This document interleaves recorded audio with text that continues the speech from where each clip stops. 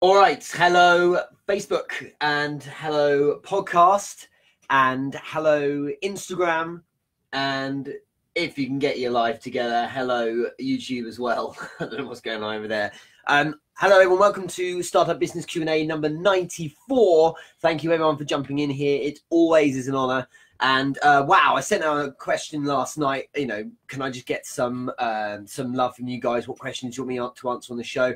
I've got so many great things come through. So thank you in advance to everyone who's sent through questions. Thank you everyone jumping in here on Instagram. Still trying to get live on YouTube, but everyone else is here elsewhere. So that's good news. I've got a new setup today, so don't think me rude if I'm not looking you directly in the eye. I'm going to try and switch looking at different cameras. But, you know, there's different things on for the different platforms, and can't do it all through one camera, unfortunately. So just a notice to start with, and I will reiterate this later on if because some people won't be tuning in straight away. Hello, everyone. Hello, Remco. Hello, Nordsberg. Hello, Chloe Lemon. How are you? Good to see you, a friend from London. And I'm also going to be just a couple of notices. Firstly, the Basics of Sales course. We've decided to do a pivot. Those of you who know, there's a lot of great courses that I've produced. There's Monetize Use, my best-selling course, which is about leveraging your own knowledge to generate an income. So if you're good at, I don't know, fashion designing, right, or something like that, it might be something you can leverage online. It shows you how to do it. There's also the 8-Step Startup course, which is coming back after a very lengthy rebrand. And I'm on the cusp of producing the LinkedIn Basics course that I know everyone's excited about at the moment. But exciting still is the Basics of Sales course. It came out about a year or so ago. It did so well. And this is the basics that I coach to businesses in the city. So a lot of these basics are for people who are doing face-to-face or phone sales. And a lot of it's leverageable for email selling as well. So if you're doing, you know, text-based selling, those of you using direct messaging and things like that. It was $347 for the course for lifetime access. We've decided to drop it through the floor because I'm changing the layout of my courses. So it's now $47. That's it, and that is the price. If you go to therichardmoore.com, you can access now the entire Basics of Sales course for $47, and that's it. So any of you haven't tried it, jump in. There's 100% money back guarantee. So if you don't want it after a while, then you let me know, and I will just, of course, give you your money back, no questions asked. So there's completely no risk for you at all. But it's the stuff that 8- and 9-figure businesses, okay, so those that are making tens of millions and over hundreds of millions of pounds a year, are using me as a consultant to build training courses for their sales teams. It's based on that. So if it's good enough for them, it's possibly worth you checking out for $47. I think YouTube's just lost its mind, so maybe it won't even go live. We'll see what happens there. So check it out, therichardmoore.com. In addition to that, if you are in London, which I know some of you are, because I just shouted out Chloe, for instance. If you're in London on Wednesday, in Moorgate, which is right by the city, I will be at the WeWork. So there's the large space. That's the biggest one in Europe, I think. And my friend Tim Queen, whose event I spoke at recently a month or so ago, he's running his next Vivid Talks event. There's 3 great speakers. They're going to be focusing on growth strategies. I will be there. Very kindly, Tim invited me as a special guest. So I'm his +1. Doesn't know if that means I have to hang out with him or something, or you know, sit next to him at a table or something. But I'll be there. So if any one of you is going to come in to London on that day, it starts I think at 6:30. Please drop by. I would love to say hello to you. But you know, remind me where you come, where you found me from if you do that, and we'll connect. It'd be really good to do. Anyway, let's get into the questions. Some really good ones today. Let's start with something very topical. Well, kind of topical, which is GDPR. I'm not going to answer a question on GDPR because for some it doesn't really matter. But Michelle Raymond, shout out for you, Michelle. Connect with her on LinkedIn for sure, and also on Facebook. She's very, very good right now on explaining GDPR. This is about data protection, about privacy. It's very much in the public eye at the moment. And the world, including myself, is sending out communications to their customers about how we handle data, because on the 25th of May, there's the new GDPR legislation kind of being passed. That's like a deadline. Anyway, Michelle Raymond, great shout out for you. And you've asked me a question as well. Anything to do with paying yourself as a business owner, including paying dividends? I don't get it. And my accountant talks about it in accounting language. Hey, I can relate to that. But you want accountants to know accounting language because that's their game. But I know it's tough when they explain it to us as well. And they kind of have that look of, how can you not get this? And we're like, oh, I don't know, because I'm not like an accountant. So I get it. The short version, at the very least for the UK, is this, and I would love it if someone could comment on the behalf of the US. I've got here Carolina, Christine, Juice on Facebook, and I know you guys are in the States. If you could comment on dividends in there, but I'm sure it's along the same lines. The simple version is this. If you're a business owner, it is tax efficient to use dividends to release money from the company. In the UK, you do not pay national insurance contributions, which is in the States, of course, you don't have the National Health Service, but in essence, what it is it's a deduction from your gross wage to go to the government to pay for you if you have to go to hospital for most things. You don't pay national insurance contributions on a dividend, Michelle. So what it means is if I'm going to take £5,000 or dollars or whatever, £5,000 for my business and pay myself as a wage or a salary that month, what it will do is it will give me that money, but then after a load of tax has been deducted. So there'll be national insurance and other income tax and things like that coming off it. Whereas if it's a dividend, on the flip side, I don't have to pay income tax on it. So it's for many business owners, what they do is they pay themselves a very small salary, and then they have a large dividend if they choose to release money that way. And of course, if you have a partner and they're part of the business, you can leverage their dividend allowance as well. Okay, so after a certain amount, you get you pay tax on it. So that's the short version, I'd say.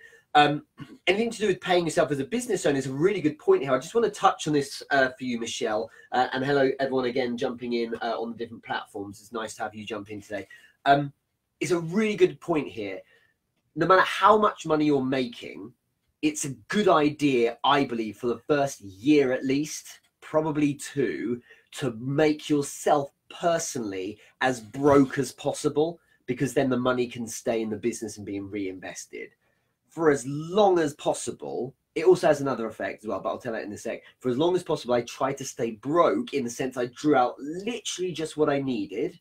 So, pay mortgage, cars, things like that. And the rest goes back into the business, because it's far better, in my opinion, when you're starting a business, to be reinvesting what would otherwise be profits, okay, rather than draw them out, convert them into a salary or dividends.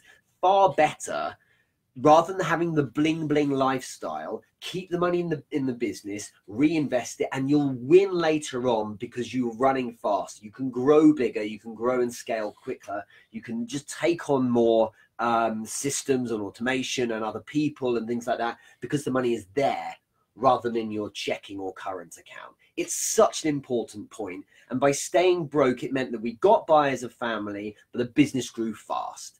The other way around was I would grow. I wouldn't make that much more money for myself, but the business really wouldn't grow. It would be starved of its oxygen, which is its cash. So that's my view on it. The other thing I was going to touch on was that if you keep yourself personally broke, so if you don't pay out too much money to yourself, it keeps you hungry. And if you feel you're just starting your business or that you're not necessarily realizing great results yet, firstly, hit me up, let's talk. But secondly, understand that the hunger you have now, as long as you're doing the right thing, the drive, the passion to make this work, the hunger you have now gets lost when you start getting money coming in. I felt it myself, and I actually reined it back. I remember there was a period when I started taking a bit more money from the company, and you just can feel it because you're human. That's just what happens. You start feeling a little bit more chill, and you're like, oh, I'm relaxed now.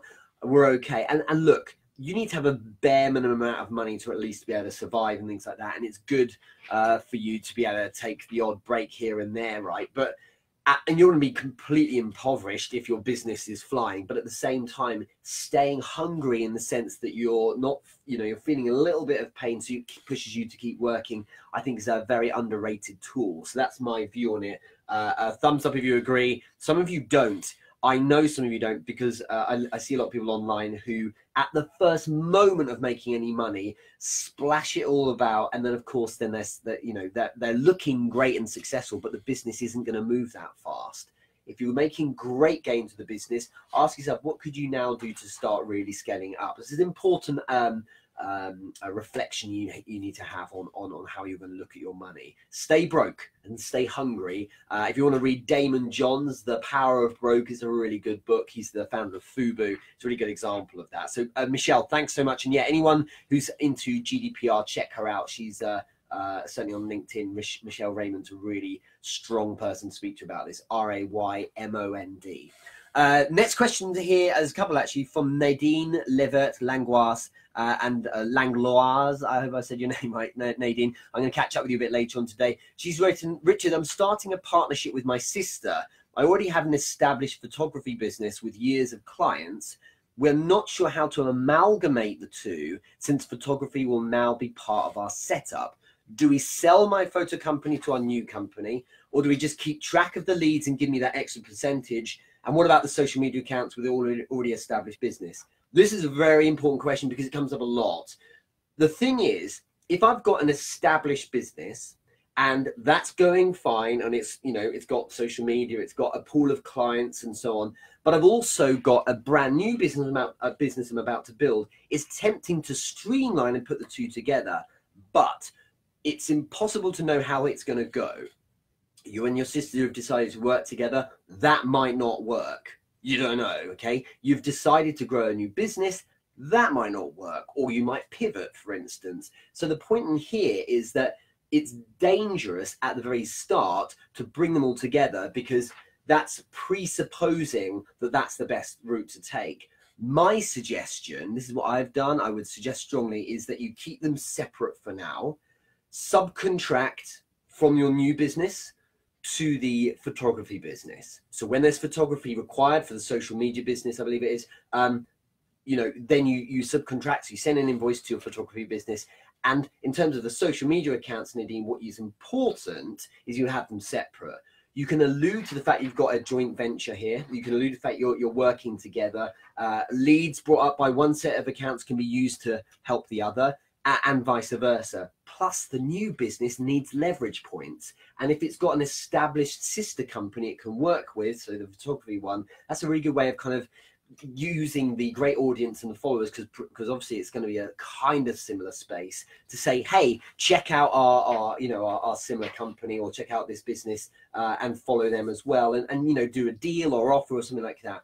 Keep them separate for now is my suggestion. In time, you may choose to bring them together because it's strategic, but let the new business take first, right? It's important. Alternatively, in the future, you might not decide to streamline and bring them together. You might actually decide to keep them apart. I think it's $26 billion that Microsoft paid for Skype, for example.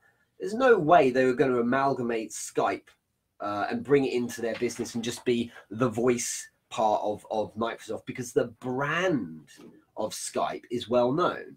And the thing is that, Nadine, you've probably got this pool of leads and clients because people love your photography and they love you. They buy you and not your camera, right? And so they're buying into that brand. That's why your social media accounts should still exist separately. It's important this because anything could happen. And it may be that the new business doesn't take off as much as it might. These are just any considerations that might happen. And the photography business might absolutely blossom. And so then actually this newer business becomes an arm of the photography business, as opposed to the other way around. You need to be in a place where you can still be agile. And I'd say until things are rolling, a year, 18 months, I wouldn't make that decision personally. Keep them separate, because you can leverage what you've done so far with photography business. Hope that helps. And it's not difficult to ping yourself an invoice and do it that way. Next question, but great question. Thanks so much. And thanks for your first ever question, Nadine. I think this is the first time you've asked a question for one of our shows. So thanks very much. for episode 94. Where have you been? Okay, so Fred Caserta, thanks very much, Fred, for jumping in as well. Your question is, what questions should you really ask yourself before you pivot?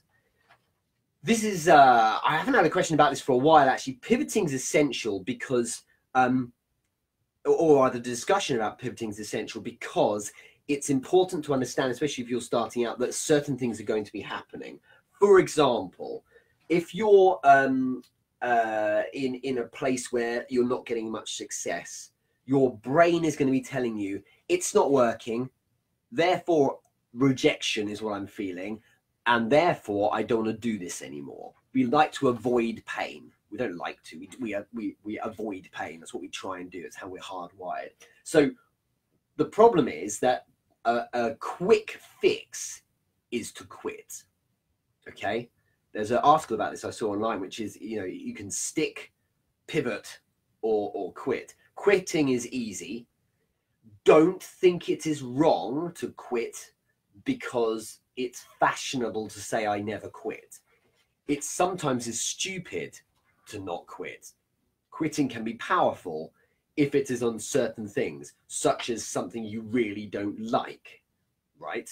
If you're bored and miserable doing something, quitting is a good idea. But the kind of compromise point, or the middle point, if you like, is pivoting. Something I've done a lot of in my life. And pivoting is taking the elements you A, like, or B, are doing well with, and then evolving them into something that is more useful or effective or productive or works with you or resonates with the audience, for example. The questions you should be asking yourself are we constantly failing here? And if we are constantly failing, then how much runway, if you're taking notes, this is important, this bit, how much runway have we got left? Runway might be time, because maybe you've got investors, or money, for instance, capital. It might be, do you know what? I've got 3 months of money left. If I've got 3 months of money left, then I need to think about when I pivot. If I pivot when I'm out of money, well, I now can't do anything because I have to go get a job possibly or something like that. So you need to be careful about about this issue. The other thing as well is, when am I trying to pivot? Is it immediately after I'm starting to feel that things aren't working out? In which case, you need to man up a bit, Fred. I'm sure this isn't you, actually. It was just a good question. But you need to muscle up a bit, basically, and not pivot. Because you're just reacting to an urge. If it's been time, and it varies based on whatever the business is, but if it's, say, 3 months in and you're just getting nowhere, yeah, it's time to pivot. Because on the basis you've given it your all, if you're getting no traction, it's time to do something different. Okay? It might just be that your pivot isn't the entire business, though. It might be a strategy on something, all right? The strategy, for instance, I had on Facebook, on a particular part of it, wasn't working. So I pivoted and did something different, but after time against the problem. As for how much time rather you have before you pivot, it's difficult. That's based on that's kind of it depends answer, because it depends on the type of business you're running. But you do need to consider that question of how much runway have I got? If I'm going to run out of cash or time for whatever reason in the next few months, I need to react to that fast, because that means I need to pivot before I can't. Okay, but do your market research. It might be that you need to pivot because the market keeps telling you you're not interesting. Okay, or it might be that you don't pivot because the market's fine with you, but you just got to get over yourself because you're having a bit of a rough time, for instance. The other thing about runway is it sometimes isn't about how much money you've got. Maybe you've got a part-time job and that's going really well. Maybe it's your audience. If your audience is really engaged still, then you can pivot and they'll probably go with you, or most of them will. If your audience is just don't care, man, they're not interested day after day, week after week, especially if they were up at one point and it's just dropping through the floor, your pivot's probably necessary now in terms of strategy, maybe on online or whatever it might be, to react to the data you've got. Difficult question to answer because it's not specific to a particular case, but pivoting shouldn't be instant. People say you should react fast, sure, for some things, but in terms of I want to change tack with my business because I'm not a millionaire this week and I started last Tuesday, that's pretty stupid. You need to give it a bit more time. Time and patience are the things we need the most of, but often the things we access the least. Okay, but great question. Thank you, Fred. Any questions here on Facebook, do let me know. Thank you for everyone joining in here. So Shaznaz, Kevin, Fred, Jose, I think I supposed to say your name right. Right, Ian, Matan, thanks very much, Matan, for jumping in. Matthew and Jordan as well. Just so you know, everyone jumping on here, there is a new price now for the Basics of Sales course. If you go now or after this to the richardmoore.com, richardmoore.com, MOORE, the Basics of Sales under Products tab is now $47. That's it, lifetime access. It used to be $347. I'm doing a slight pivot because I've decided to change strategy on how I run my courses. The short version is that whilst that is a premium course, I'm looking to other things for my back end products. And so the courses, I'm rolling them out at a far lower entry price because I want them just to be around people a lot more. So if you get into the Basics of Sales there, like I said, that's like tomorrow I'm going to really amazing business where I'm going to be doing some sales coaching. They have been around about 20 odd years, about probably 20 million turnover. They are using a lot of the techniques from the Basics of Sales course, and they don't pay $47 for it. So you get a lot from it that way, I hope. Check it out, money back guarantee if you don't want it anyway. So there's no risk for you. But those of you who've tried Basics of Sales course, hopefully you can attest to its efficacy. So 2 more questions, then we'll finish up. Daniel Nunez, how do you maintain loyalty to your vision when bringing others in to expand it? Everyone thinks they can do it better, and I'm all for being open-minded for the sake of growth and efficiency, but how do you keep from having too many cooks in the kitchen? This suggests, Daniel, that maybe you need to get your kind of mission statement right. The like to be inspired on Instagram is just where I'm from. I'm based in the UK. So hello, I don't know where you are. It'd be nice to know that too. But yeah, just to understand, it's essential. If you are building your business, that you have a sense of a mission statement, that central kernel hub or whatever, this is our thrust. This is the thing everything stems from. This is what it is we do. From there, you can go crazy. So for instance, like the main mission statement for me is to leverage the great knowledge and experience I have in business, in startups, in marketing, in sales, in that kind of world, and share it with people to have an impact. How I do that can be ebb and flow. There can be pivots, Fred.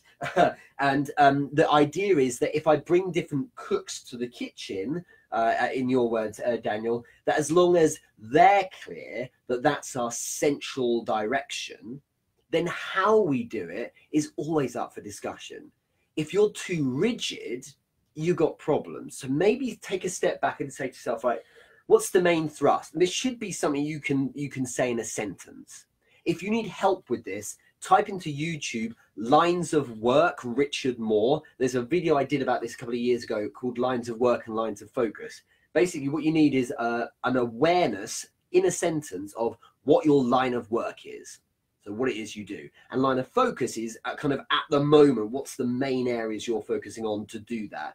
Keep that in mind and the rest is fine. Because as long as you're achieving that aim, then there's no problem. If you look at some of the bigger businesses out there, they're achieving great things, but they're doing it in very different ways to how they did a year or two ago, but they're still achieving that kind of central thesis. I'm talking about companies like, like Tesla, for instance, is a really good example. Okay, questions coming in here. The like to be inspired, thank you very much for your questions. So yes, I'm based in the UK. What is your work? Like I've just explained there, so I mostly work consulting with businesses that can be startups, but through to several tens and millions even, hundreds of millions of pounds turnover. So some very large ones too, but mostly focusing on sales and leadership training because I've operated in the space for north of 15 years. And you've also asked, what would your advice be to start a business? To start a business, my advice would be to make sure you're doing something you know about. Doesn't mean that you have to know, you have no idea at all, and so you shouldn't do it, but you should have some working knowledge about what you're doing. I think that's a helpful point. Understand as well that advice, the best advice I can give you in 2018 is to share your climb. I'm a big content marketer at the moment. I think I will always be one. And I think if you can get people along for the ride, that audience can often become your customers. And without question, if you are sharing your growth, they will buy into you a bit more as a human, because that's essential when it comes to the selling side of things. So many massive pieces of advice here, because that's such a broad question. Work your face off. Don't think it's going to be an easy ride. It's certainly longer hours than a 9 to 5 would be to start with. Sacrifice and compromise so that your business gets to thrive rather than you taking time out the moment you get a small success. And every day, without exception, you need to ask yourself, where is my next customer coming from? Cash is king. It is the oxygen in the world you live in of your business. Even if you're a non-profit, you need to generate income for the company. Someone asked me earlier today, it was like, doesn't it count if it's recurring income? Sure, that's healthy. But if you only rely on that, it's diminishing returns after a while. So make sure you're focused hugely on asking for new customers every day, or at least understanding how you're going to get there. Still people jumping on Instagram, so thanks so much. I saw here someone called English Coffee with Maria. Wherever you are, we need to connect. I'm a massive coffee fan. If you check out my Instagram stories this morning, you'll see the one I was using. I'll be at Monmouth in Borough Market tomorrow, the coffee company. So I want to connect with you. I'm a big fan of coffee. And if you're in England, that's fantastic. Last question, let's finish up. And Daniel, hopefully that helped you a bit. Lewis Clack. Congratulations, by the way, to Lewis. Connect with him, he's a great guy. He is now qualified as a doctor. It's a lot of hard work. Well done. Hello to all of you. Maria, hello. Thanks very much. Should I be thinking of an exit strategy when I first start? Difficult question.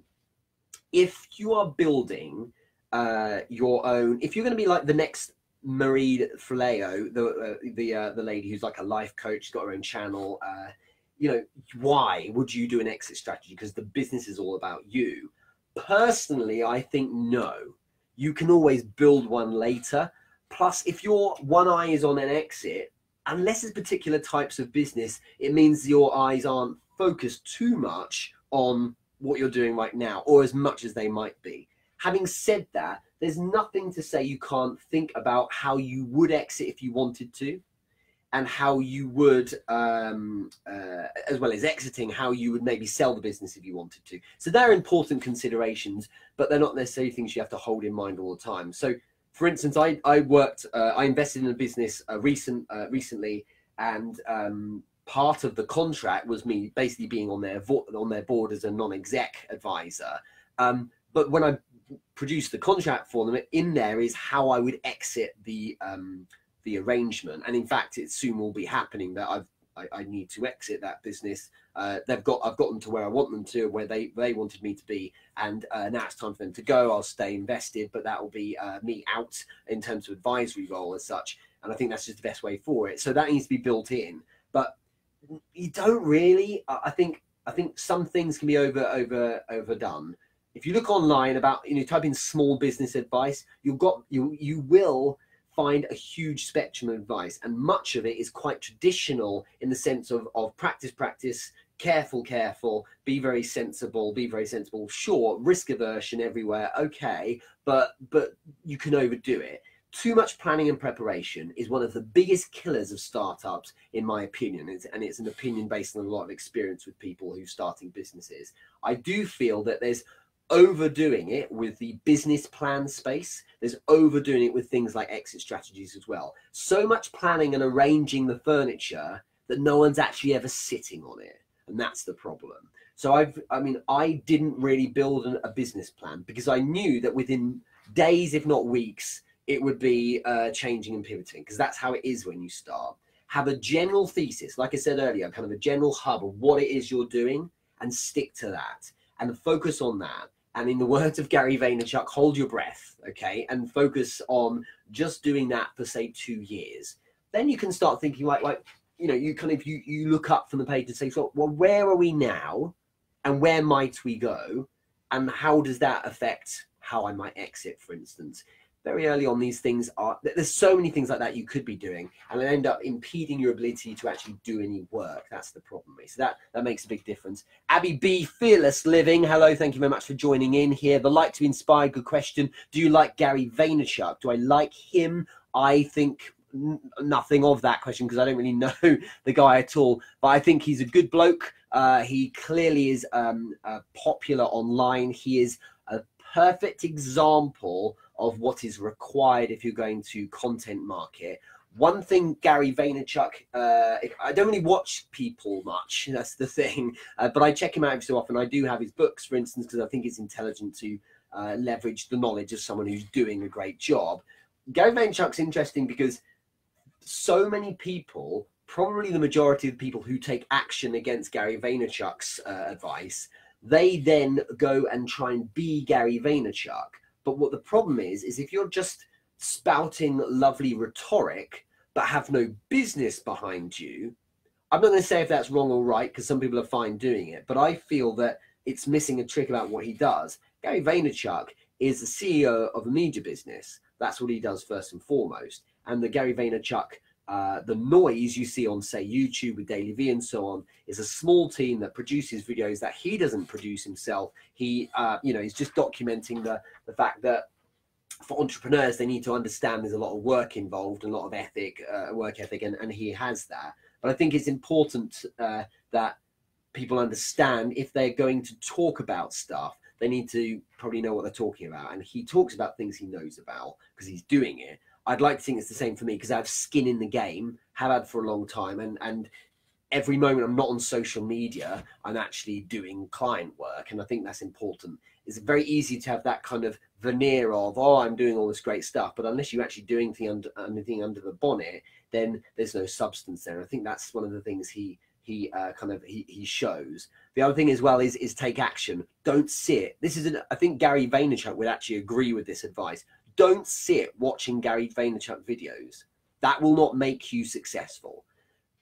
Sure, consume his stuff, but if you watch one a day, I'm sure that's cool. But if you watch one, then the next, and then the next, and the next, and it's 2.5 hours of motivational videos because you've been jumping around watching him, then Eric Thompson, then Tony Robbins on TED or something like that, you're not doing any work. Far better is to focus on action instead. Really important to do that, because action gets you on the pitch, gets you in the field, gets you in the trenches, whatever analogy you'd like. And what it does is it allows you to move to a place where you can actually get a feel of what you're doing and how good you are, where your limits are, where your strengths lie, and pivot and work with those.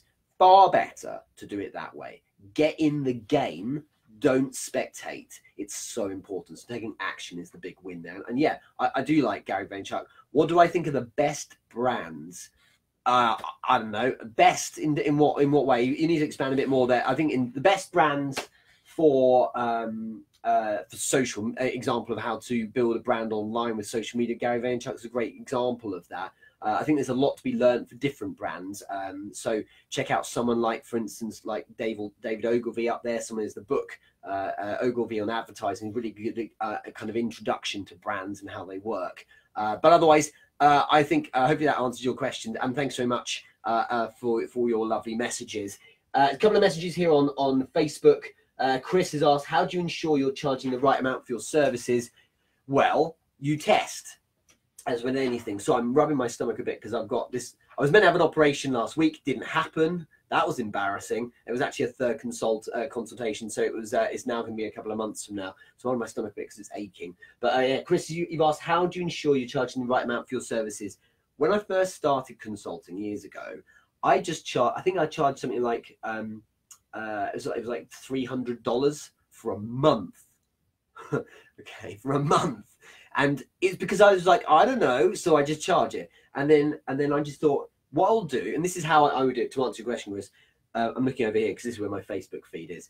And on podcasts, if you're listening, that makes absolutely no sense to anyone. So it doesn't matter. But basically what I would do is charge. And if someone buys something, charge a bit more.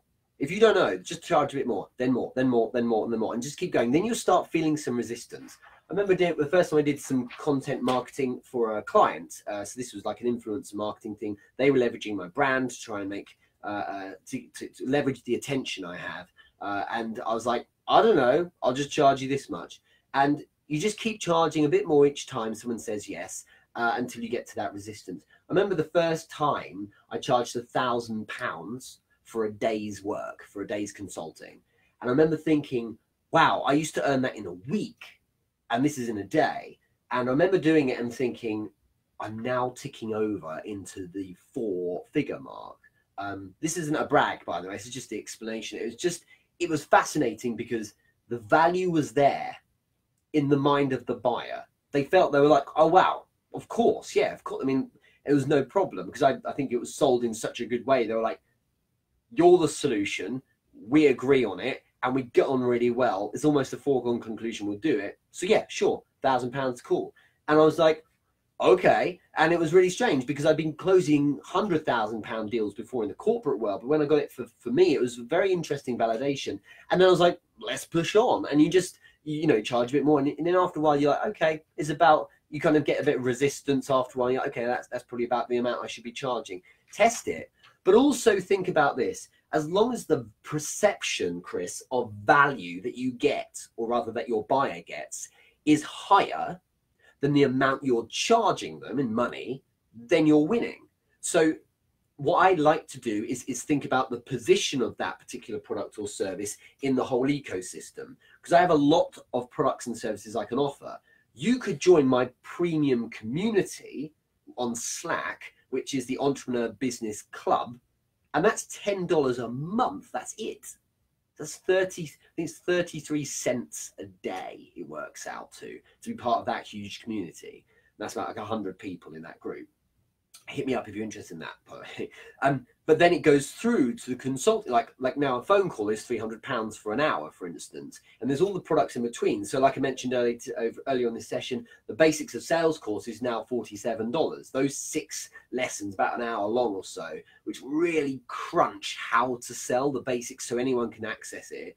That's only $47. Arguably, that's worth loads more because I've received messages saying, I negotiated a pay rise for myself of $3,000. I remember someone sending it to me. It's like, that's worth so much to this guy. And it's more a case of saying, well, I'm charging only $47 rather than a $3,000 because it's a little access point on what's called the value ladder. Check out value ladder, Chris, in Google, and you'll understand what I mean. But you need to play with it is the answer. Vanu Morgan, building a business is even much harder when you have a 9-to-5, but I think it's good when you can use stuff that you've learned over the years being in a 9-to-5. I totally agree. And if you can't or don't want to or unable to leverage information from your 9-to-5 for your business, you should be trying to leverage stuff hence the Monetize You course. God, I feel like I'm selling all day today, but there we go. So yeah, good point, Vanu. And Ian, what would you tell someone almost ready to leave a 9-to-5 for their business? Should they burn the bridge or be open to leaving the door open? Without question, Ian, every time you leave a business, you should try and leave it with the door open. Always. Never burn bridges. It's ridiculous when you get people who have a really, really bad time in companies. They're like, screw you, and then walk out the door. It's like the reason why you've probably not got on with the business is that maybe your approach hasn't been quite right. It's fascinating because I always want to leave a business in a good place because you'll never know when you'll need them again. Maybe you do have to recruit. You know what? It sucks. For some people, they have to go back to work. They try the entrepreneur thing. It didn't work. Or it's like, it's just not quite enough money. I have to go back to the 9-to-5. And maybe in 16 months, I can try again. But so you need to have those doors open. But alternatively, it might be you do different work for the same companies. Most of the companies I've worked with in the past, I've then gone back subsequently to and worked with them, not least talking about the people I've worked with. And as in a team, like there's a guy I'm seeing tomorrow. He's the CEO of a business. He used to sell on the same team as me 15 years ago. You need to keep everyone in check, keep the plates spinning, the balls in the air, or whatever. Keep everyone happy because you never know when you'll need them or they might need you. There's someone I recently was in touch with who I was coaching a while back who said, I'd quite like you to come and help us out, actually. Would you be able to do that? Never burn bridges. Always keep the door open. It's really important. You might need to go back. It's far easier than groveling to say, is it okay? And they're like, oh, God, thank God, come back in. Or to say, hey, I'm doing this now. If you're interested, this might be quite useful. you've got that connection, you've built that rapport, you know, you need to be able to cash that in the future. It's a really good idea. I think we'll finish there. Thank you so much, everyone, for jumping in on Facebook, on Instagram. I don't know what's going on YouTube. We'll get it sorted in the end. Thank you so much, everyone here, with all the messages as well. And everyone on the podcast, absolute love to you all. Check out, if you haven't, the interview I did with Chelan Geinger. It's on my Facebook feed, so Richard Moore.official. You can see that interview. It was really good, a little snippet of it. And she's her group, 25 Tribe, is on Facebook. You can check it out. Also, later this week, it should be this week, although I was told it was 2 weeks ago, John Ushay's article in Forbes, which includes my when to do list concept, that should be going live. Obviously, I'm going to share the hell out of that, so if you'll know about it when it comes out. But otherwise, check out Basics of Sales. Like I say, is 100% money back guarantee if you don't want it after a while. Anyway, no one has ever said they want it, their money and money back, so you should check it out. Only now $47 on therichardmoore.com. Anyone here I've not connected with, you must DM me and check me out. I would love to say hi. And on Wednesday this week, 6:30, Moorgate, the big WeWork there, biggest one in Europe. Something like 650 companies at that one. There's Tim Queen's Vivid Talks. I spoke there recently. I think it was a month or so ago, and I'll be there at 6:30. So anyone who can drop in to Moorgate on Wednesday this week, I would love to see you and say hi. Otherwise, catch you all later. Thanks so much. Bye-bye, Instagram. There we go, end video. I don't know what you're doing, YouTube and Facebook. Thanks so much for jumping in as well. And podcast, love to you all. Take care.